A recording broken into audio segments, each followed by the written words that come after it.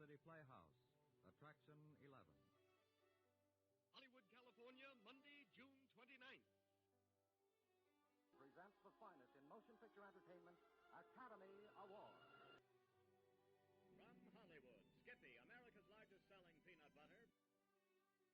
Cary Grant, Katharine Hepburn, and Jimmy Stewart. The Lux Radio Theater welcomes you all.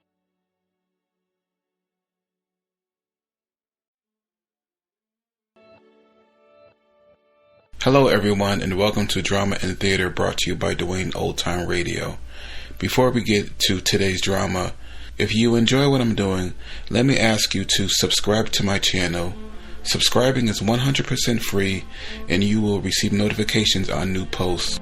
Lastly, if you have a moment, write a short 1 or 2 sentence review or give a rating on your preferred podcast service. A positive review or rating would help me out a lot. And now, on to the show.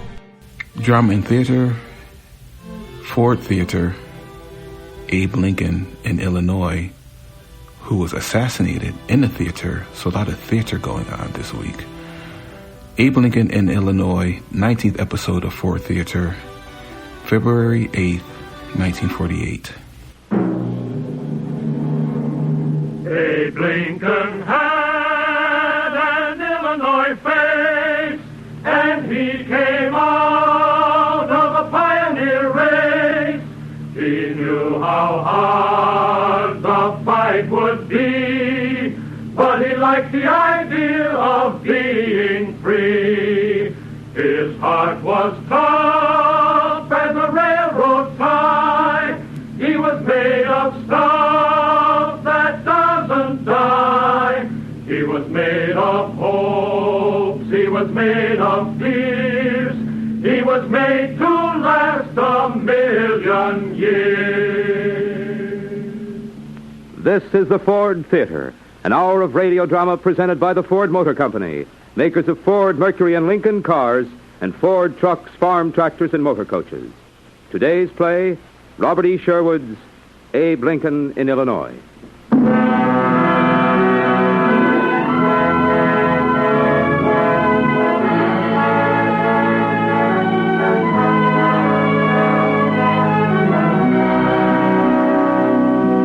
Good afternoon, ladies and gentlemen. Howard Lindsay speaking for the management of the Ford Theater. The management believes that a good radio theater should be, in effect, a theater of ideas, with an adventurous mental climate and a willingness to experiment, to leave the beaten path in search of excitement from time to time. And so the Ford Theater, in its brief history, has given me many opportunities to use that happy phrase, for the first time on the air. Today's occasion is, I think, the most important of the sort. For today, we present the first part of a 2-hour dramatic biography of Abraham Lincoln by one of America's most notable playwrights, Robert E. Sherwood.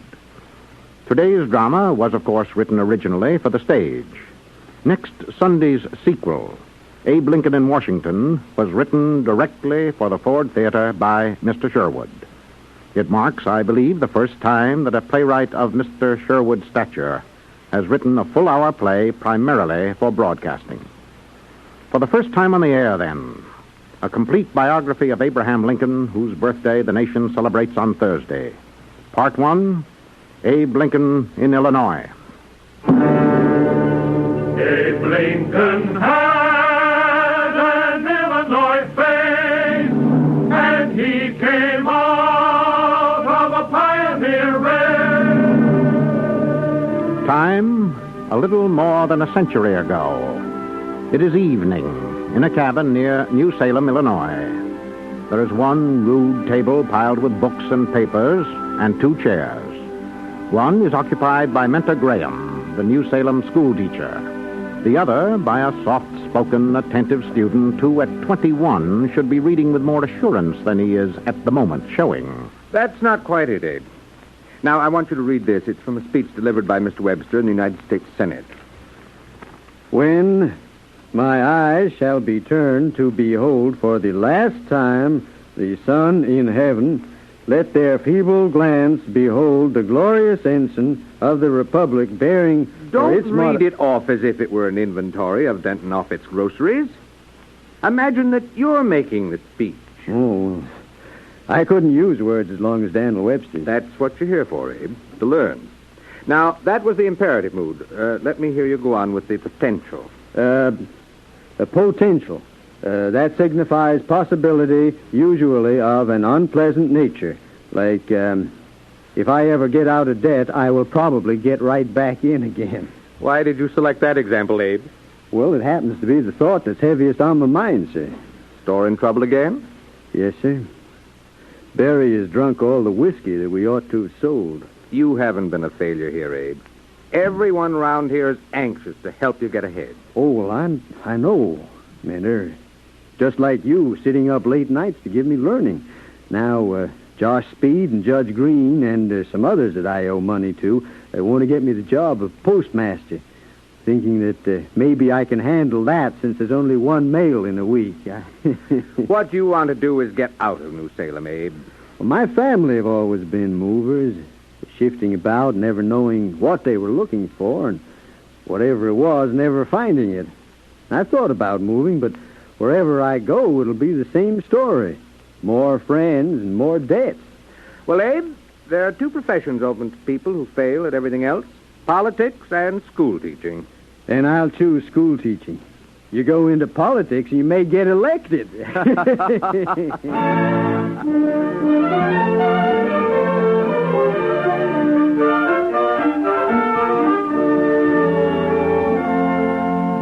is the Rutledge Tavern, Mr. Edwards. Come right in. Well, good morning, Anne. Hello, Judge Green. Where's Abe? Oh, he's probably down at the foot races, but he'll be back soon. Anne, this is Ninian Edwards of Springfield. Anne is the daughter of the proprietor, Ninian. How do you do? And, of course, you know Josh Speed. Of course. Hello. Morning, Josh. Sit down, gentlemen. And let me tell you, Anne, that Mr. Edwards is a married man, so you can keep your lively eyes to yourself. Oh, Judge Green, you're just joking me. Bring us some ale, Anne. Right away, Squire. Mud wagon's in. Hello, boys. Hello, Abe. Hello, Miss Anne. Hello, Abe. Here's your ale, Squire. And here's a letter for you, too, Anne. Oh, thank you very much, Abe.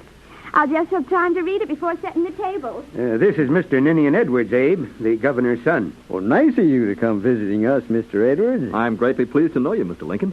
I brought Mr. Edwards out here from Springfield for the sole purpose of meeting you, Abe. Meeting me, Josh? Yes, and with Mr. Edwards' permission, I shall tell you why. Go right ahead, Josh. Abe, how'd you like to run for the state assembly? When? Now, for election in the fall. Why? Mr. Lincoln, you're precisely the type of man we want. The whole Whig organization will support you. This was all your idea, Josh? Mine and Mr. Edwards and Judge Bowling Green's. Might say you're people's choice. It's a comical notion, all right, and I don't know if I can give you an answer to it offhand, but my first hasty impression is that I don't think much of it. Don't overlook the fact that your salary would be $3 whole a day. Oh, well, that's fine money. There's no doubt of that. And I'm remembering I owe you a considerable sum of money, Judge. Oh, I'm not thinking about that, Abe. No, of course you aren't, Bowling, but I've got to. And so should you, Mr. Edwards. Well, how so, Mr. Lincoln? Well, the Whig Party is the party of sound money, isn't it? Why, yes, among other things. Well, how would it look if you put up a candidate who has already run up a total debt of $1,500? You see, Ninian, Mr. Lincoln was in partnership, general store here, with a young man named Barry. Barry drank off all the liquid assets, store went bankrupt, and Abe voluntarily assumed all the obligations. That will explain why we think pretty highly of Abe Lincoln hereabouts. I heartily concur in that sentiment. Well, I thank you one and all for your kind tributes, but don't overdo them or I'll begin to think that $3 a day ain't enough. Now, Abe, the thing you want to do most is to learn. And in the assembly, you'll be associating with the finest lawyers in the state. But how can I tell they'd welcome associating with me? I've seen you handle some of the neighborhood bullies, like Jack Armstrong. It's obvious you know how to deal with men. I can handle Jack Armstrong because I can out-wrestle him, but I can't go around Sangamon County throwing all the voters. We'll take a chance on it, Abe. We'll take a chance.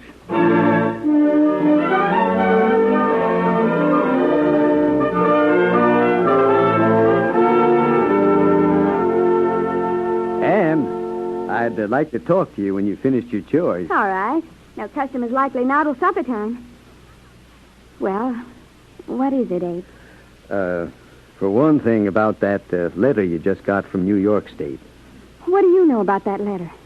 I'm the postmaster, and I know more than I ought to about people's private affairs. And I couldn't help seeing that was the handwriting of Mr. McNeil, and from the look on your face that the bad news you've been afraid of has come. Whatever the letter said, it's no concern of yours, Abe. Oh, I know that, Anne, but it makes me sad to think that somebody could hurt you. And it appears to me that you've been crying. Well, if I did, it was only a little bit. I think quite a lot of you. You know, I always have, ever since I first came here and met you, Anne. Do you, Abe? Now, I wouldn't mention it. Only when you're distressed about something, it's a comfort sometimes to find a pair of ears to pour your troubles into. And Lord knows my ears are big enough to hold a lot. You're a Christian gentleman, Abe Lincoln. No, I ain't. I'm a plain common sucker with a shirt tail so short I can't sit on it. Well, sit down anyway, Abe. Here by me. Oh, that'd be a pleasure. You can always say something to make a person laugh, can't you? I don't have to say anything. Person just has to look at me. You were right about the letter, Abe. Mr. McNeil isn't coming back. I reckon you think I'm a silly fool for ever having promised myself to him. I think no such thing. Liked him myself. Wouldn't blame any girl for loving him. I guess I don't love him, Abe. I guess I couldn't love anybody who was as faithless as that. Well, then, there's nothing to fret about at all, is there? I don't believe you know much about females, Abe. Probably I don't, although I certainly spend enough time thinking about them. You're a big man, and you can lick anybody, and you can't understand the feelings of somebody who's weak. But I'm a female, and I can't help thinking what they'll be saying about me. All the old gossips, all over town. But would you let that disturb you? Well, I told you it's just weakness. It's vanity. Well, I've got a kind of vanity myself that's kept me from declaring my inclinations toward you. Toward me? See, I don't like to be sniggered at either. I know what I am, I know what I look like, and I know that I've got nothing to offer any girl that I'd be in love with. Are you saying that you're in love with me, Abe? Yes, and I am saying that. And I've been loving you a long, long time, man, and with all my heart. You're a fine girl, Anne. In every way, you got bravery, and you got sense, and you're powerful good to look at, too. But I don't mean to worry about it, Anne. I only mentioned it because if you would do me the honor of keeping company with me for a while, it might shut up the old gossips around this town, and they'd figured that you chucked McNeil for someone else, even me. Oh, Abe. I thought I knew you pretty well, but I didn't. Well, why do you say that? Am I too forward? Oh, no, Abe. I've always thought a lot of you the way I thought you were, but the idea of love between you and me... Well, I'm not expecting you to feel anything like that for me. Oh, I know, Abe. You'd be willing to give everything you have and never expect anything in return. And I can tell you this much now, and truthfully. If I ever do love you, I'll be happy about it and lucky to be loving a good and decent and generous man. If you just give me time to think about it. You mean if you took time, you might get in your heart something like the feeling I have for you? I do know, Abe, that you're a man who could fill anyone's heart and make it glad to be living. Abe, where are you going? I'm going to find Bowling Green and tell him a good joke. A joke? Yep. Going to tell him that I'm a candidate for the Assembly of the State of Illinois.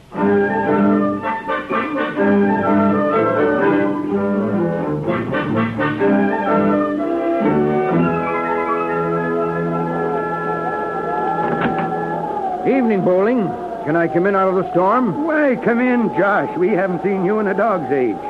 Well, good evening, Mr. Speed. What a nice surprise. Thank you, Mrs. Green, and I beg you to forgive me for this untimely intrusion. Oh, we're delighted to see you. Take your wrap off. Thank you. I've just come down from Springfield. They told me Abe Lincoln was here. He's been sleeping here up in the attic. But he's out now at the Rutledge farm, tending poor little Anne. Anne Rutledge? Yes. What's the matter with her? She's been taken with the brain sickness. It's been the most shocking thing, Josh. Oh, people have been dying right and left with it, Mr. Speed. But Anne's young. She'll pull through all right. Now, sit down, Josh. Thank you. Well, I'm most awfully sorry to hear this about Anne. I suppose you know that Abe came rushing down from Vandalia the moment he heard she was taken.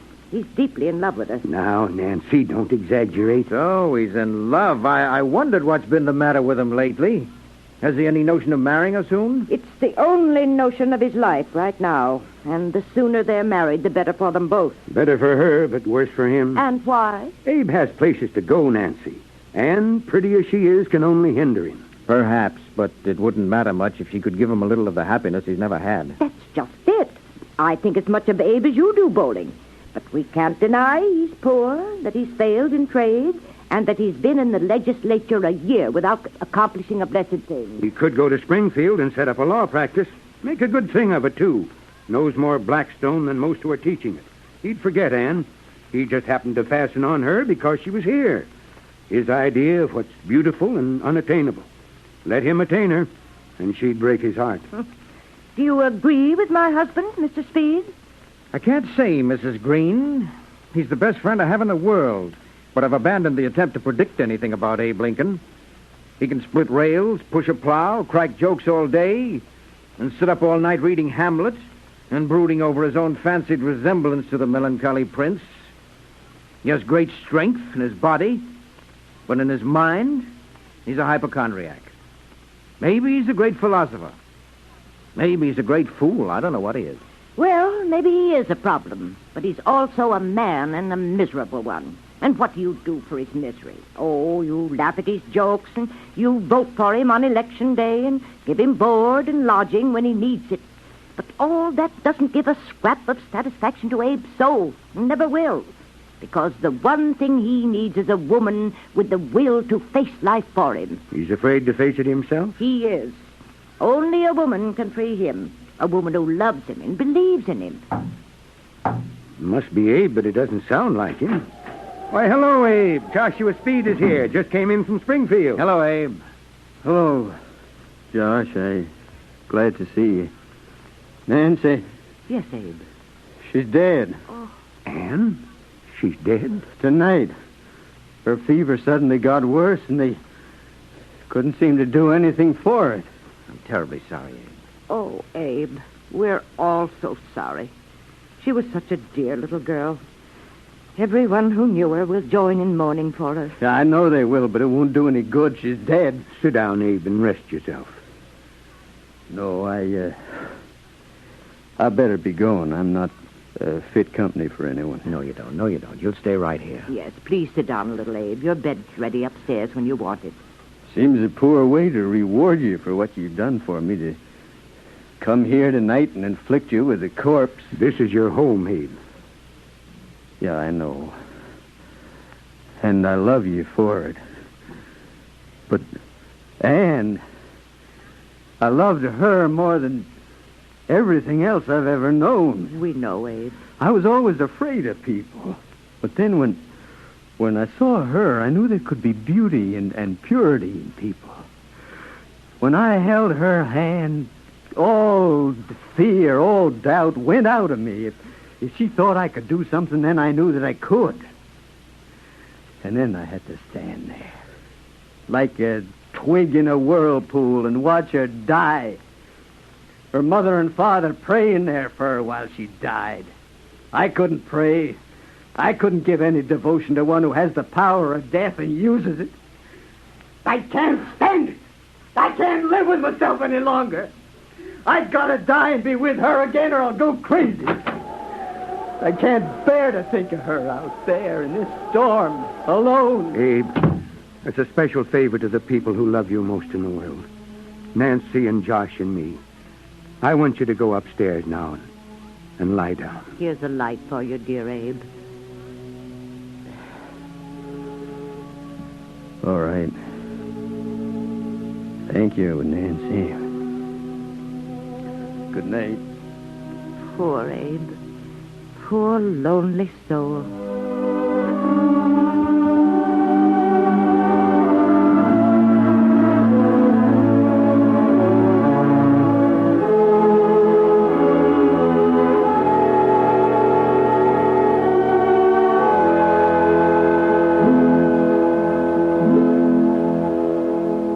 And our first act ends.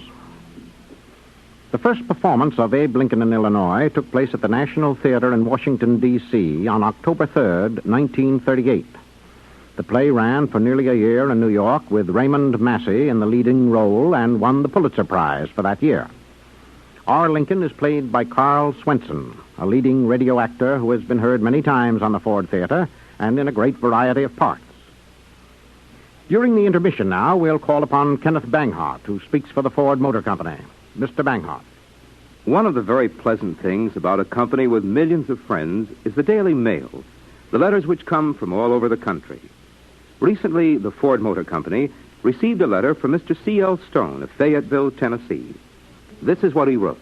Gentlemen, I just wanted to prove to you that Ford cars last longer, too. I'll soon be 80 years old, having been born April 19th, 1868. I've lived in Lincoln County, Tennessee all my life.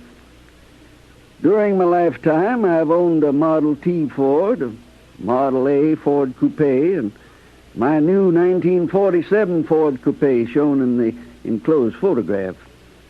The 1929 Model A shown in the picture was one of the first Model A's that came to Lincoln County. It was the only car I've owned since it was purchased in 1928. I don't know exactly how many miles I put on it, but I'm sure it was over 100,000 miles. My Model A has rendered many services, such as hauling feed from Fayetteville to my farm and is a family car for going to church on Sunday. I'm very proud of my new 1947 Ford. There were many times when I didn't think there was a Ford in my future, but my name finally came up on the list and I got my car. I'm 80 years old, and this is probably the last car I'll buy. So I thought I'd like to send you my picture showing my old 1928 Model A, which I traded in on my new 1947 Ford. Finest car I ever owned. Respectfully yours, C.L. Charlie Stone, Route 5, Fayetteville, Tennessee. Thank you, Mr. Stone. We hope you'll be enjoying your Ford for many years to come. The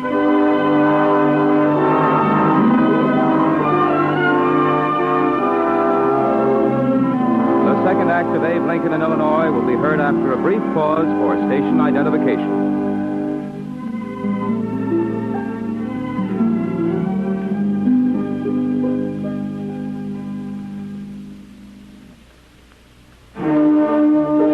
His heart was tough as a railroad tie. He was made of stuff that doesn't die. The Ford Theater, Abe Lincoln in Illinois, Act 2.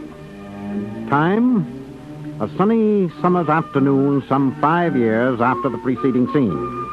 Place, the law office of Stewart and Lincoln on the second floor of the courthouse in Springfield, Illinois.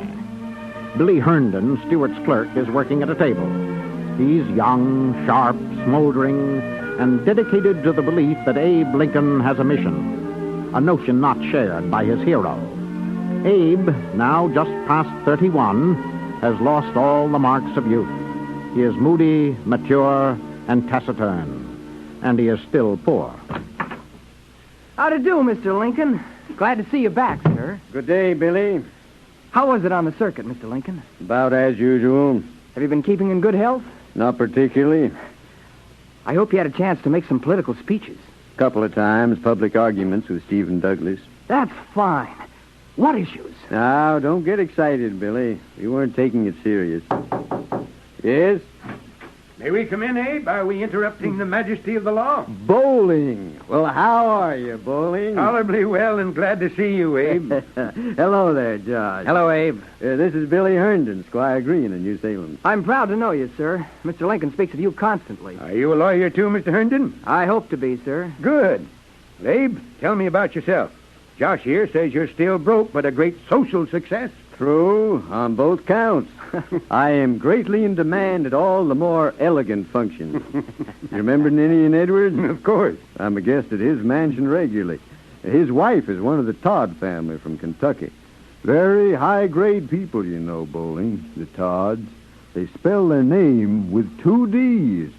It's pretty impressive when you consider that one was enough for God. I have the writ prepared in the Wilcox case, Mr. Lincoln. I'll take it down to court now. All right, Billy. Squire Green, Mr. Lincoln regards you and Mr. Speed as the best friends he has on earth. I beg you, for heaven's sakes, to drag this man out of this stagnant pool in which he's rapidly drowning himself. Well, good day. Good day, Billy. Goodbye. Well, Bowling, how is that blessed wife of yours? Nancy's busier than ever and concerned about you. In fact, she instructed me expressly to ask what on earth is the matter with you, Abe. Well, you tell her that I am sound of skin and skeleton. But why don't we ever hear from you? Well, Josh can tell you I've been busy. What at? If old Tippecanoe wins next fall, Abe will be a member of the Electoral College. Electoral College? Is that the best you can do? Mm-hmm. For the time being. The law takes a little time, you know. Here back east, they're powerful worried about the annexation of Texas. They have reason to be. It'd mean slavery all through the territories and clear out to Oregon and California. That'd give the South absolute rule of the country. And the Lord help the rest of us in the free states. It's got the seeds of civil war, Abe. Well, if so, it'll be the abolitionists' own fault. Or to be locked up for disturbing the peace. All of them. Why, Abe, I thought you were opposed to slavery. And so I am, but I'm even more opposed to war. I'm not a fighting man. Peaceable men have sometimes been of service to their country. Perhaps. Suppose I did get elected to Congress. One day I might have to cast my vote on the terrible issue of war or peace. No, sir. Not for me. Maybe you'll be able to go on to the end of your days avoiding the clutch of your own conscience, but I doubt it. Bowling, I'm not pretending with you, or with you, Josh. But you talk about civil war. Well, there seems to be one going on inside me. All the time. Both sides are right and both are wrong, and equal in strength. I'd like to be able to rise superior to the struggle. It says in the Bible that a house divided against itself cannot stand. So I reckon there's not much hope. One of these days, I'll just split asunder and part company with myself, and it'll be good riddance from both points of view. Why, Ninian Edwards. Oh, come right in, Ninian. Hello, Abe. Hello, Josh. And my good friend, Squire Green. Welcome to Springfield, sir. Thank you, Mr. Edwards. I just called in, Abe, to tell you and Josh you're to dine with us this evening. And you too, Squire. Mrs. Edwards would be honored if your engagements would permit. Delighted. We're proudly exhibiting my sister-in-law, Miss Mary Todd of Kentucky. Very gay young lady, speaks French, recites poetry, and knows the names and habits of all the flowers. Steve Douglas is going to be there, so you boys better get in early. My compliments to Mrs. Edwards, but my own poor wife awaits me impatiently. I hope. I applaud your motive, Squire. You'll be along presently, Abe? I wouldn't be surprised. Good. You'll meet a delightful young lady, but I'd better warn you. She's here on a survey of the matrimonial field. Told me herself she's going to take the one who promises the most. So be on your guard, Abe, unless you're prepared to lose your standing as a free man. I thank you for the warning, Ninian. Good day, Squire. Good day. See you later, Josh. Good day.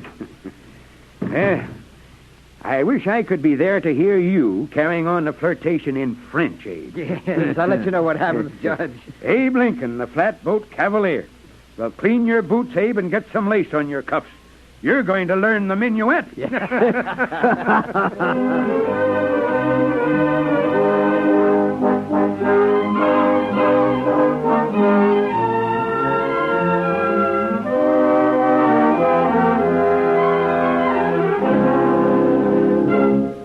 I can't believe it, Ninian. It's an outrageous reflection on my sister's good sense. Hasn't it struck you, though, Elizabeth, that Mary may see more in Abe Lincoln than you do? No, it hasn't, and it isn't going to. Mr. Lincoln's chief virtue is that he hides no part of his simple soul from anyone. And what in the world is the matter with that, please? Nothing. I'm not running him down. But Ninian, as a husband, and especially the husband of a high-bred, high-spirited young lady, he just won't do. Elizabeth, prepare yourself for a very rude shock. You think Abe Lincoln would be overjoyed to capture an elegant, cultivated girl, daughter of the president of the Bank of Kentucky. Well, of course I do. Any man would. Especially out here where it isn't even civilized yet. My dear Elizabeth, you have never been more mistaken in your life. What are you two talking about? Mary. I was telling your sister about the new song the boys are singing for Tippecanoe and Tyler, too. I compliment you for quick thinking, Ninian. But you were talking about me, now weren't you? Yes, Mary, we were. And quite seriously, I gather. I'm afraid that our dear Elizabeth has become unduly alarmed. Let me say what I have to say, Ninian. Mary, you must tell me the truth. Have you ever given one moment's serious thought to the possibility of marriage with Abraham Lincoln? I shall answer you, Elizabeth. I have given more than one moment's thought to the possibility you mentioned, and I have decided that I shall be Mrs. Lincoln. Mary. I told you so. I have examined carefully the qualifications of all the young gentlemen in this neighborhood, and some of the older ones as well. Those of Mr. Lincoln seem to me superior to all others, and he is my choice. Do you expect me to congratulate you upon this amazing selection? No, and no condolences either. Then I shall offer none. Forgive me for prying, Mary, but have you as yet communicated your decision to the gentleman himself? Not yet, but he is coming to call this evening, and he will ask humbly for my hand in marriage. And after I have displayed the proper amount of surprise and confusion, I shall murmur timidly, yes.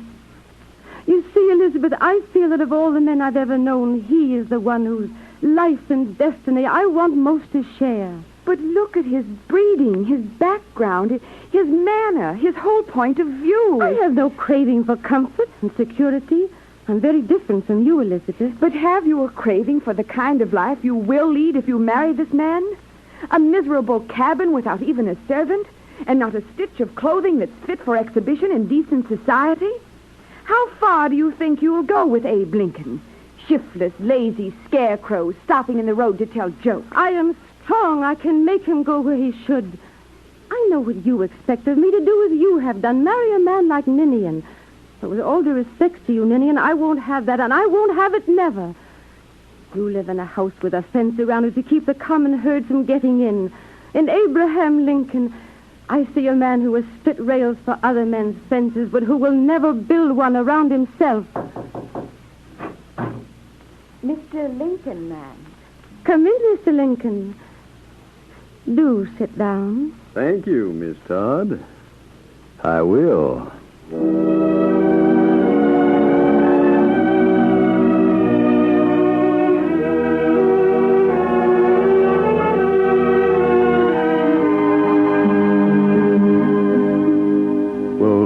Don't you think that letter's all right, Josh? No, I do not, Abe, and you mustn't send it to Miss Todd. It's cowardly and it's cruel. Well, did I state it too crudely? No, I have no quarrel with your choice of words, Abe, but your method. You're supposed to be married at 6 o'clock this evening. The champagne chilling on the ice right now. The whole Edwards house is decorated. Some of the guests have come from as far as Kentucky. You can't get rid of Mary Todd on a wedding day by sending me over to Ninian's house with a letter. It's heartless and brutal and thoroughly unworthy. This letter isn't written to Mary Todd. It's written to yourself as a salve for your own conscience. Do I understand that you will not deliver this letter for me? No, Abe, I will not. Well, then someone else will. Yes, you could give it to the minister. Have him read it to her instead of the marriage ceremony. Josh, haven't you got eyes in your head? Can't you see I'm desperate? I surely can.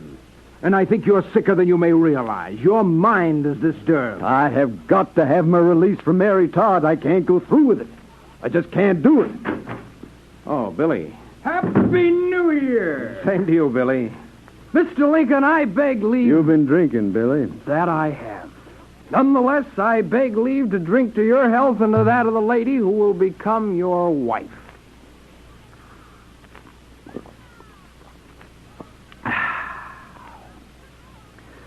I doubt if Miss Todd and I'll ever get along well together, but I'm convinced that our aims for you are the same.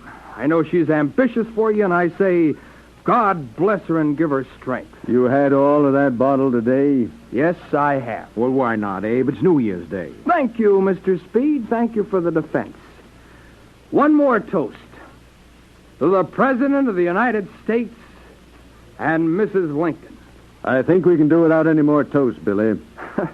Don't worry about me at the wedding. I'll be on my best behavior. Isn't going to be any wedding. I have a letter I want you to deliver to Miss Todd. What letter? What is it? Josh, give it to him. What are you doing at that stove, Josh? You had no right to burn that letter up. I know I hadn't, but it's done. Billy, in that letter, Mr. Lincoln asked Miss Todd to release him, saying that their marriage could only lead to endless pain and misery for them both. Well, if that isn't the truth, then what is? I'm not discussing the truth of it. I'm only asking you to tell her so to her face in the manner of a man. That is even crueler. If I went over, I'd blurt it all out. I'd have to tell her the hatred I have for her infernal ambition, that I don't want to be and won't be ridden and driven. Her whip lashing me, her spurs digging into me. She craves importance in life. Let her marry Stephen Douglas. He's ambitious, too. All I want is peace and to be left alone. Very well, then. Tell her all that. But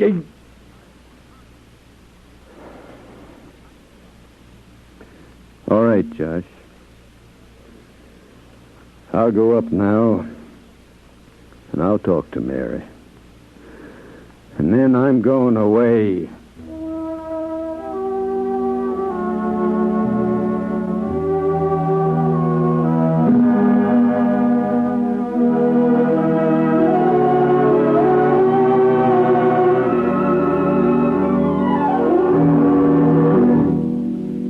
Joshua, I will not see Abe Lincoln again. But, Miss Todd, it's been almost a year since he broke off with you. On what was to have been our wedding day. I know that, but Abe was sick. In mind and in body, Miss Todd. He's well now, and he wants very much to see you. There he is now. No. Wait. Yes, in 1 minute. Thank you, Miss Todd. Mr. Lincoln, Miss Mary. Tell Mr. Lincoln he may come in. Thank you, Mary. You may well wonder why I have thrust myself on your mercy in this manner. I'm sure you're always welcome in Ninian's house. After my behavior at our last meeting here, I haven't been welcome company from myself. You've been through a severe illness. Joshua Speed has told us of it. But with your health restored, no doubt you'll be running for the assembly again. Or perhaps you have larger plans. I have no plans, Mary. Oh, I suppose it is too early. I wish to tell you that I am sorry for the things that I said on that unhappy occasion, which was to have been our wedding day. You need not say anything about that, Mr. Lincoln. Whatever happened, I consider my own fault. Your fault. It was my own miserable cowardice. No, I was blinded by my own self-confidence. I loved you, and I believed I could make you love me. I knew you had strength, but I did not know that you would use it, all of it, to resist your own magnificent destiny. It is true, Mary, you once had faith in me, which I was far from deserving. But the time has come at last when I wish to recover it. When I behaved so shamefully, I thought our ways were separate. I have come to the conclusion that I was wrong. I believe our destinies are together, Mary, for better or for worse. And I again presume to ask you to be my wife. I fully realize that taking me back now would involve humiliation for you. I am not afraid of humiliation. If I know it'll be wiped out in ultimate triumph. What was it brought you this change of heart? Well, when I left you, I went off by myself for many days. On the prairie, I met an old friend by chance who was moving west in a covered wagon with his family. He asked me to go. I was strongly tempted. But then I knew it was not my direction. The way I must go is the way that you wanted me to go. You will promise never again to falter or turn to run away? I promise, Mary. If you will have me, I shall devote myself for the rest of my days to trying to do what is right, as God gives me the power to see what is right. Very well, then. I shall be your wife. I shall fight by your side till death do us part. Oh, Abe, I love you so. Oh, I love you. Whatever becomes of the two of us, I'll die loving you.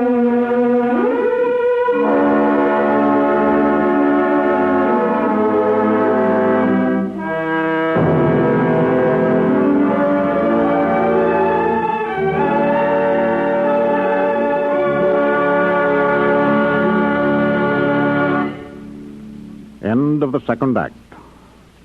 Mary Todd Lincoln will become more and more important in our story this week and next.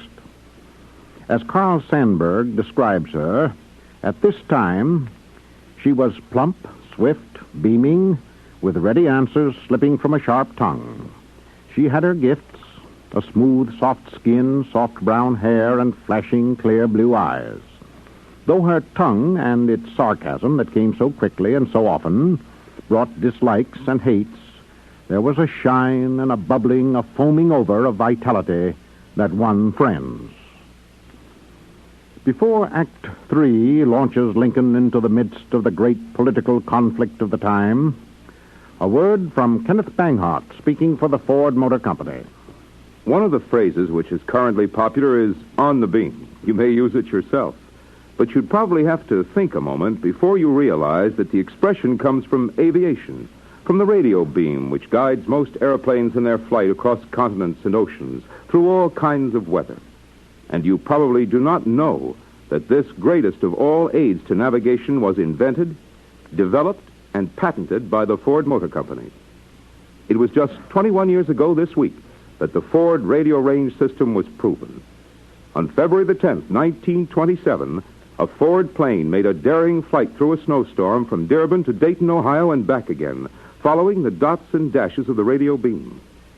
That system is in use all over the world today, and it has guided untold thousands of planes through darkness and storm to safety.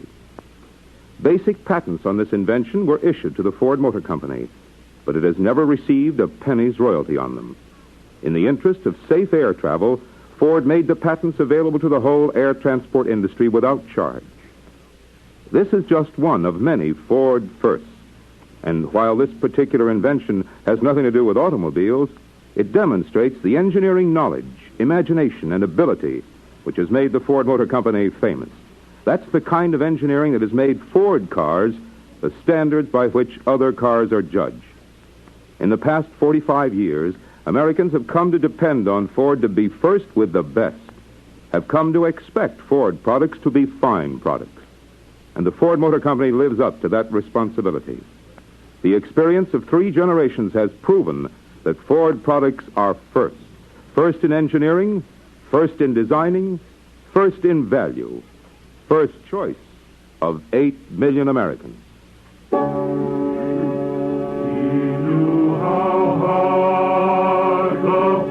Would be, but he liked the idea of being free. And so the years passed, and always a little reluctantly, the Springfield lawyer began to seek and to win a wider influence. Elected to Congress in 1846, he attracted some attention in speeches opposed to the war with Mexico, but he soon lapsed again into obscurity.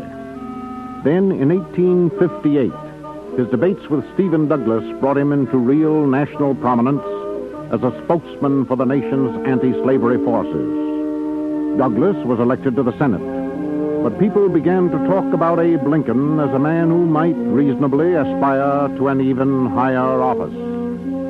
As our third act begins, it is early in the year 1860. Josh Speed is visiting the Lincolns in their Springfield home. Abe, you'll have to speak to Robert about smoking in the parlor. Ever since he's come home from Harvard, he's been smoking that vile pulp all over the house. Yes, Mary, I'll speak to him. Almost supper time, isn't it? Yes, it's 4:30. 4:30? Those men will be here any minute, Abe. Good Lord. What men, Joshua? Some men from the East. One of them's a political leader named Crimmen. And there's a Mr. Stuyvesant, a manufacturer. Henry D. Stuyvesant? Yes, that's the one. And Reverend Dr. Barrick from Boston. Abe Lincoln. What are they coming here for? Oh, I don't precisely know. I suspect that it's to see if I am fit to be a candidate for President of the United States. And you didn't tell me. Well, I'm sorry, Mary. The matter just slipped my mind. Just slipped your mind. When we're having the most important guest that ever crossed the threshold of my house. Well, they aren't guests, Mary. They're here on business. Yes, a rather important business, it seems to me. And they want to see us as we are. Crude, sloppy, vulgar Western barbarians living in a house that reeks of foul tobacco smoke. We can explain about having a son at Harvard. If I'd only known. Why didn't you put on your best suit and those filthy old boots? Mary, I just clean forgot. You have never for 1 minute stopped to think that perhaps I have some interest, some concerns in this life we live together. Well, I'll try to clean up my boots a little, Mary. You've seen it all, Joshua Speed. Every bit of it. A courtship, if you could call it that. Change of heart, change back again. Marriage, 18 years of it. And you probably think, just as all the others do, that I'm a bitter, nagging woman. Oh, no, Mary, no such thing. There never could have been another man such as he. He's never had an enemy, and every one of his friends has always been completely confident in him, all but himself. All these years I've tried and tried to stir him out of it. But all my efforts have been like so many puny waves dashing against the rock of ages. And now, opportunity, the greatest of his whole lifetime, is coming right into his own house. Well, what can I do about it? He must take it. He must see that this is what he was meant for. But I can't persuade him. And I'm tired, Joshua. I'm tired to death. I've succeeded in nothing but breaking myself. I know, Mary, but there's no reason on earth for you to reproach yourself. I think they look all right now, Mary. Oh, I guess they're here now. You can receive the gentlemen in here. I'll try to prepare some refreshments for them in the dining room. Come along, Joshua. Mr. Lincoln. Come in, gentlemen. Hello, Mr. Creeman. Howdy do. This is Dr. Barrick of Boston, Mr. Stuyvesant of Philadelphia. Mr. Lincoln. I'm honored, Mr. Lincoln. Thank you, sir. Pray sit down, gentlemen. Thank you. Thank you. Will Mrs. Lincoln object if I light a cigar? No, not at all. You go right ahead. Good, thank you. You'll forgive us, Mr. Lincoln, for coming directly to the point. Yes, indeed. You want to inspect the prairie politician in his native lair, and here I am. We need a candidate, Mr. Lincoln, clever enough to skate over the thin ice of the forthcoming campaign. Your friends believe you're the man. We hope they're right. We want a conservative. Well, Mr. Stuyvesant, when I first took office 25 years ago in New Salem, I assured my sponsors of my conservatism, and I have subsequently proved it by never progressing anywhere. Then you agree you are the man we want? I'd like to say so, sir, but I understand that Mr. Seward is also ready and willing. Well, that's as may be. Now, please understand, we merely wish to know you better, sir. For example, in your notable debates with Stephen Douglas, you answered some of his demagoguery, and quite shrewdly, I thought, by telling him that whereas the slaves in the South... I remember the occasion. I said I was thankful that laborers in the free states have the right to strike. But it wasn't shrewdness, Mr. Stuyvesant. It was just the truth. Well, it has gathered the support of the laboring classes, but it has caused alarm among businessmen like myself. It seems to me that this nation was founded on the supposition that men have the right to protest against injustice or oppression. True, but to be specific, the railroads of this country were all built by private enterprise. We must have a free hand and a firm one. Would you, if elected, place the interests of labor above those of capital? I cannot tell what I should do if elected. But you must have inclinations. I am opposed to slavery. We in New England deplore the inhumanity of our southern friends. Reverend, there are more forms of slavery than that which is inflicted upon the Negro in the South. And I am opposed to all of them. I believe in our democratic system, for it gives hope to all. An honest chance for the improvement of the condition of employee and employer alike. But Mr. Lincoln. I am anxious to know whether you admit one authority to whom devotion is unquestioned. I presume that you refer to the Almighty. I do. Well, there is no doubt of my submission to His will. But there is much doubt as to your devotion to His church. I can promise you, Reverend, that I shall gladly join any church at any time if its sole qualifications for membership is obedience to the Savior's statement of law and gospel. Thou shalt love the Lord thy God with all thy heart, and thou shalt love thy neighbor as thyself. But, gentlemen, I beg you to excuse me. I believe Mrs. Lincoln is preparing a slight collation, and I must see if I can help. Why, certainly, Mr. Lincoln.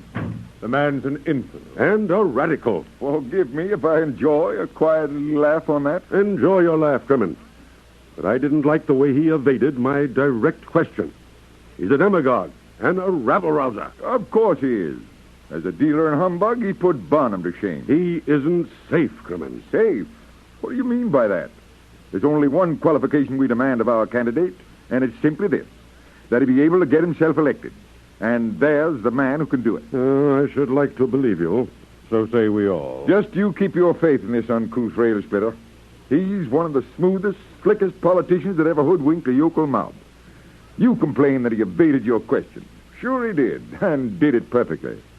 Ask him about labor-employer relations, he says, I believe in democracy. Ask him about religion, love thy neighbor. Now, you know you can't argue with that. He'll play the game with us from here on, and once in the White House, he'll do just what we tell him. Careful, Clement. If you gentlemen will step this way to the dining room, Mrs. Lincoln has prepared a cup of tea. Thank you. Most gracious of her. And there's something stronger for those who prefer it. Oh, is there a fireplace where I can throw this cigar, Mr. Lincoln? Oh, by no means. Bring your cigar with you, Mr. Crimmins.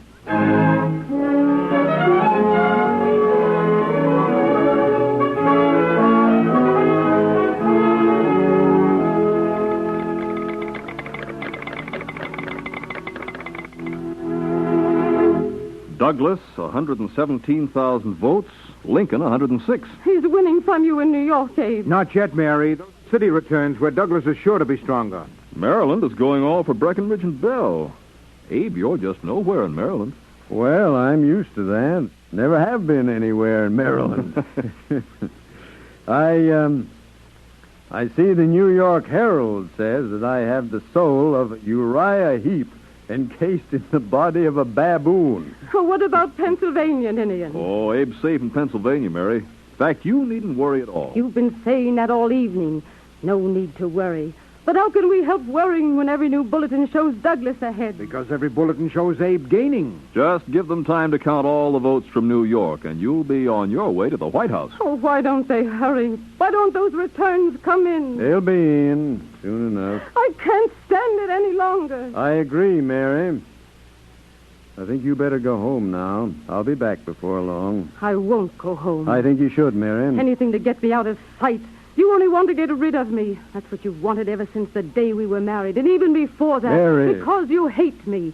And all your friends, too. They all wish I'd never come into your life. No, Mary. Ninian, Robert, Josh, Billy, you all please step out. I wish to speak to my wife alone. Certainly, Abe. Yes. Dang you. Dang you for taking every opportunity you can to make a public fool of me. And yourself. It's bad enough, the Lord knows, when you act this way in the privacy of our own home, which you always refer to as my house.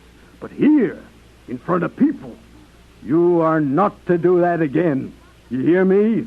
You are never to do that again. Abe, you cursed at me. You cursed at me. I lost my temper, Mary, and I'm sorry for it. But I still think you should go home. But, Abe, this is the night I've dreamed of my whole life. Bob? Yes, Father? Take your mother home. Oh, do I have to? Yes. And you stay with her until I get there. Abe, can I get you a cup of coffee? No thanks, Josh. Getting nervous, Abe? No. I am thinking what a blow it would be to Mrs. Lincoln if I should lose. Abe, listen to this.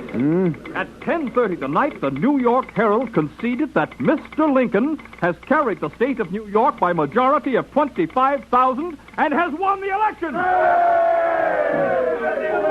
I congratulate you, Abe. I knew it was going to happen. So did I, from the very beginning. Well, thank you, Josh, and thank you, Mr. Creeman. Thank you all for your faith in me. They're going crazy downstairs and all over the city. All over the country, you mean? Why don't you step out and let them see you, Abe? No, I'm too tired. I guess I'll just go home and tell Mary. Out of the wilderness, out of the wilderness, old Abe Lincoln came out of the wilderness, down in Illinois.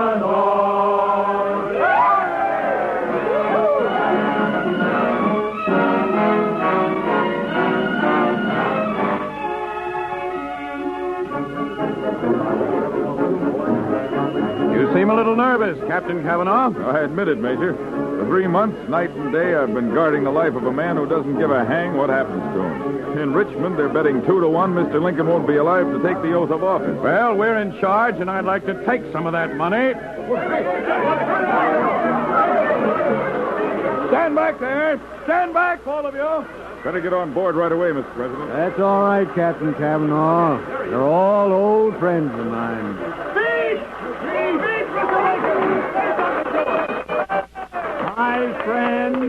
My friends and neighbors, no one not in my situation can appreciate my feelings of sadness at this parting.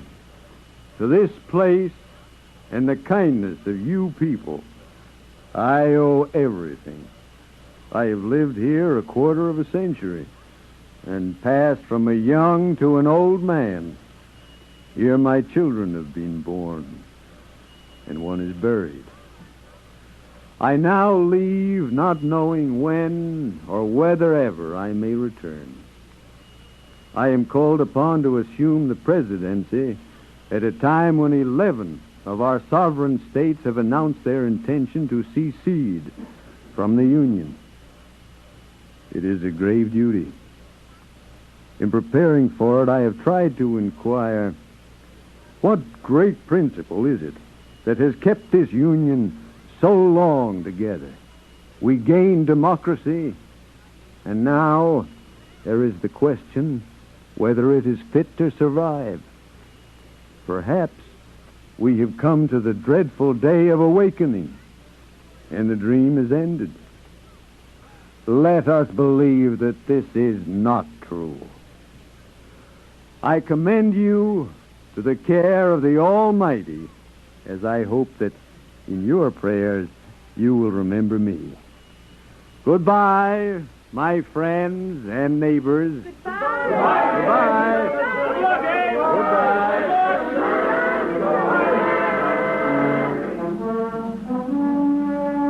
Goodbye, Mr. Lincoln.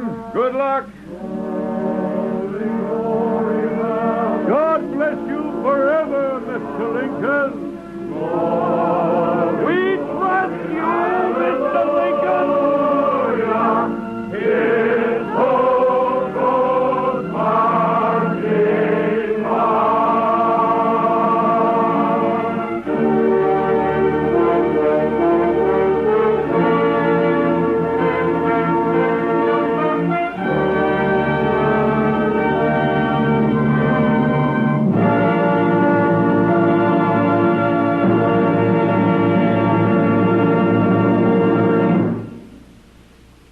And as Carl Sandburg writes, the tears were not yet dry on some faces when the train had faded into the gray to the east. Some of the crowd said afterward that Lincoln, too, was in tears, that tears ran down his face as he spoke that morning. And one of the crowd said there were no tears on Lincoln's face. But he had a face with dry tears, said this one.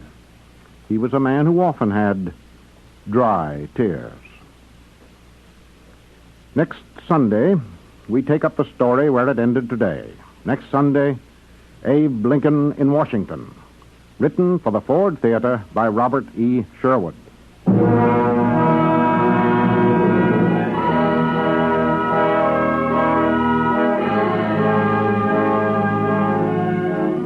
Lincoln in Illinois was adapted by Max Wiley, edited by Howard Teichman with continuity by George Faulkner. The original music was composed and conducted by Lynn Murray, and the entire production was under the direction of George Zachary.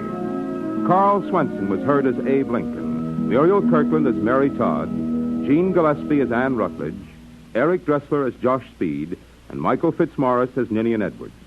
The other players were Cliff Carpenter, Stotts Cotsworth, Richard Gordon, Irene Hubbard, Ed Jerome, Ginger Jones, Gary Merrill, Ted Osborne, Cameron Prudhomme, and Philip Wolfe. The song heard at the opening of the program was an excerpt from The Lonesome Train by Millard Lampell and Earl Robinson.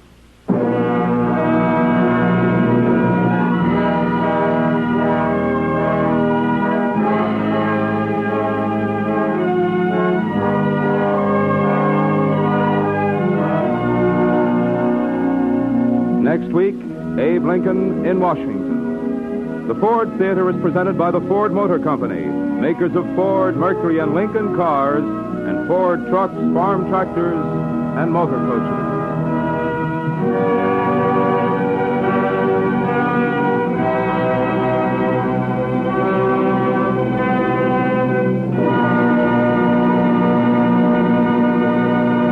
This is NBC, the National Broadcasting Company.